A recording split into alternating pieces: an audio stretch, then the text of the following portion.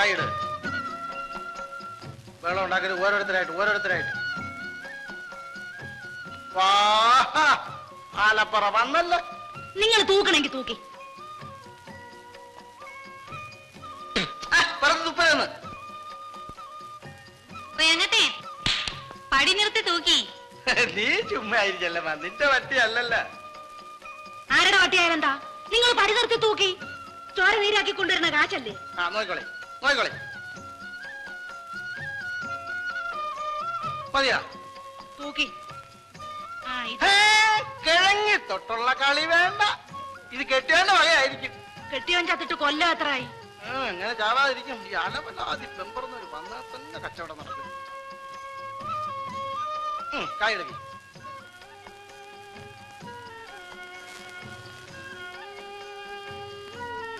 തലേഞ്ഞോട്ട് കാണിക്കും. ഇതെന്തൊരു മനുഷ്യരെ ഒരു അരുട്ട് മാറി നിന്നൂടിയോ? പെണ്ണാ പറഞ്ഞോളൂ മരിച്ചിന് വാങ്ങിക്കണ്ടേ? എല്ലാരും നോക്കിക്കോളി. നീ ചെല്ലമ്മയ്ക്ക് ഞാൻ പക്ഷാഭേദം കാണിച്ചൊന്നും വേണ്ട. സുസൂക്ഷ്മം നോക്കിക്കോളി. പരാതിയും പറഞ്ഞോണ്ട് നടക്കരുത് കേട്ടാ.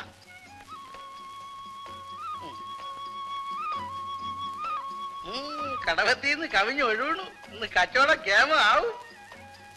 അയ്യോ, ഒരൊടിപ്പി പൊങ്ങണമില്ലല്ലോ. ചെല്ലമ്മ, ഇത് നീ എടുത്തോ. ഇതെന്തിനാണ്? കായിനും മറ്റുമല്ല, ഇത് നീ എടുത്തോ.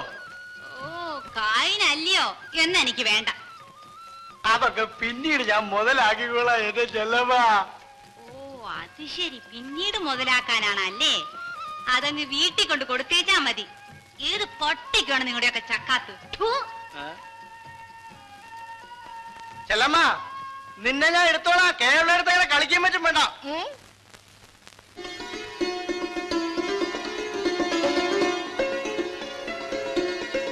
എന്റെ ഭഗവതി, നീ തന്നെ തോന്നും.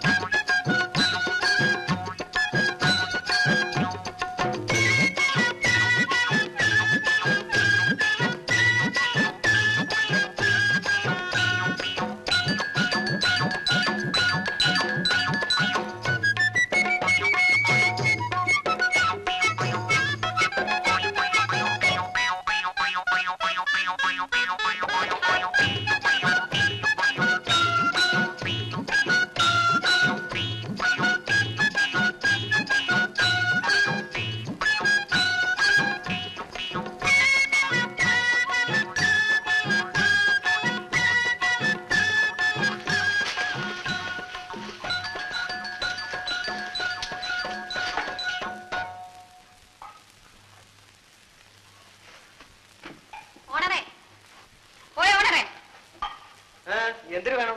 ഇവിടെ എല്ലാവർക്കും ഓരോ ദോശ. അയ്യോ, എനിക്ക് വേണ്ട. എന്റെ കാശില്ല. എനിക്കും വേണ്ട അല്ലമ്മ. ഞാൻ രാവിലെ കുറച്ച് പഴങ്ങഞ്ഞി മറിച്ചിരി കൂടെ കലക്കി മുക്കി. ഓ, കാശൊക്കെ ഞാൻ കൊടുക്കാം. ഓണറേ, ദോശ വരട്ടെ.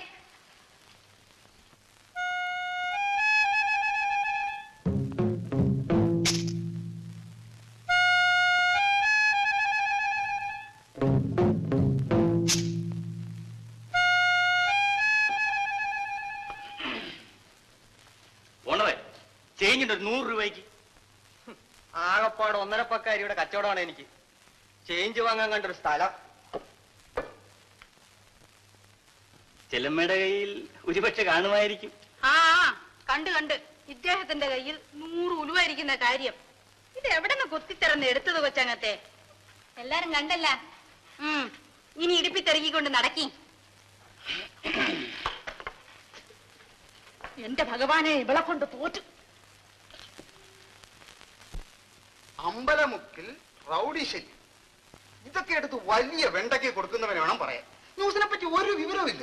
കണ്ടോ, ചുമ്മാ കേസാക്കണ്ട, വിട്ടുകളാ, പാവങ്ങൾ പിഴച്ചോട്ടെ.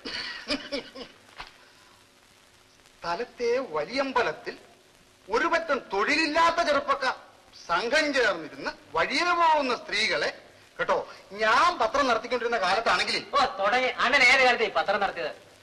എടാ തങ്കപ്പ, എന്റെ പത്രത്തിൽ എഴുതിയിട്ടല്ലേടാ നിന്നെ പിരിച്ചയച്ചത്. പത്രത്തിൽ എഴുതി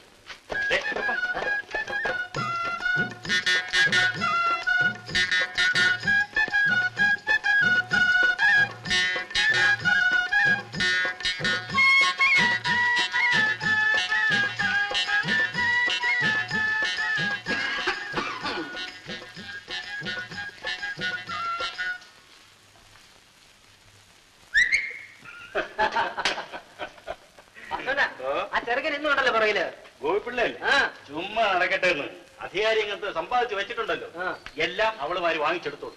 ചെല്ലമ്മയുടെ നടപ്പാണ് അതിന് എന്നെ ഉദ്രവിക്കുന്ന എന്തിനേ? നോക്ക് ഓന്ത് ചോര കുടിക്കുന്ന പോലല്ല വയസ്സുകാലത്തിന് നൂറ്റി വലിച്ചു കുടിക്കുന്നത്. ഇങ്ങോട്ട് വരി. എന്താ തങ്കപ്പ ശരി സഹിക്കണില്ലല്ലേ? അയ്യോ മേശ്ശേരി, ഞങ്ങൾ അതിനൊന്നുമല്ല. ഏതിനൊന്നുമല്ല. സത്യമായിട്ട് മേശരി ഞങ്ങളെ ചിരിച്ച് ആണേം സത്യം ഒന്നും ഇടണ്ട. ഒരു കാര്യം ഞാൻ പറഞ്ഞേക്കാം. ഇതിനകത്ത് ഇരുന്നുകൊണ്ട് വഴിയെ പോകുന്ന പെമ്പിള്ളേരെ നോക്കി അതും ഇതും പറയാനൊക്കെ. ചേടാ, നിങ്ങളോ ചതയാണെങ്കിൽ വേല ചെയ്യൂല. അതുങ്ങളോട്ട് വേല ചെയ്ത് ജീവിക്കാൻ അനുവദിക്കുകയും. അമ്പലമുക്കിൽ റൗഡി ശല്യം, അധികാരികൾ ശ്രദ്ധിക്കണം. ആ അധികാരികൾ ശ്രദ്ധിക്കണം. അമ്പലമുക്കിൽ മാത്രമല്ല റൗഡി ശല്യം. ഇല്ല, ഞാനും സഹിക്കില്ല. ഞാൻ ഇട്ടത് പർവ്വത്യ നാളെ രക്തത്തിൽ പിറന്ന മകനാണെങ്കിൽ ഇന്ന് സൂര്യൻ അസ്തമിക്കുമ്പോ അവൻ അടിച്ചിറക്കി വിടും. വേണം വേണം വേണം വേണം. സൂര്യൻ അസ്തമിക്കുന്നതിന് മുമ്പ് ഇറക്കി വിടണോ? കാര്യം അവൾ എന്നെ അവമാനിച്ചു, അച്ഛനെ അവമാനിച്ചു, എന്നെ കാപ്പിക്കിടനടയിൽ വെച്ച് മറ്റുള്ളവർ നോക്കി നിൽക്കെ അവമാനിച്ചു. അവൾ ആരെയും അവമാനിക്കും അവമാനിക്കും. അവൾ അല്ലെങ്കിൽ ഒരു നിഷേധിയാണ്. അവളെ അവിടെ നടിച്ചിറക്കണം. അതെ, അവള് നിഷേധി തന്നെ, സമ്മതിച്ചു. പക്ഷെ എവനുണ്ടല്ലോ നല്ലവനായ നിന്റെ മോൻ, അവൻ എന്തിനാ അവളുമായിട്ട് സംസാരിക്കാൻ പോയി? അതല്ലെങ്കിൽ ഇവിടുത്തെ പതിവ് അങ്ങനെയാ. ഞങ്ങൾ എന്തെങ്കിലും പറഞ്ഞോ അതിനെതിരെ ചെയ്യൂ. ആ മോനെ ഞാനമ്മ, എവനുണ്ടല്ലോ നിന്റെ മോൻ, മോനല്ലായിരിക്കും. ആരോട് ചോദിച്ചോ? എവനുണ്ടല്ലോ ഈ ഗോപി, അവൻ എന്തിനാ അവളുടെ കൂടെ ഞൊണങ്ങ് പറിക്കാൻ പോകുന്നത്? അവനൊന്നും പറിക്കാൻ പോകുന്നില്ല. നീ വാടാ ഗോപി.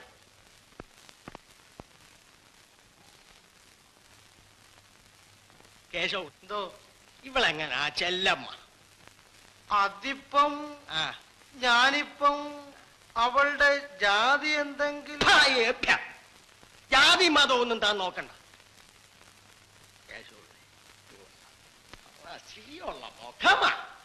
അവക്ക് എന്തോ ഉണ്ട്. ശരീരമോ നല്ല കരിങ്കൽ പ്രതിമ കുത്തി വെച്ചിരിക്കുന്ന പോലെ ഇരിക്കുന്നു.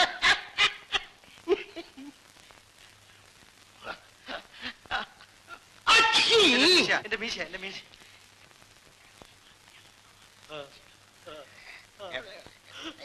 ഏറ്റു ഏറ്റു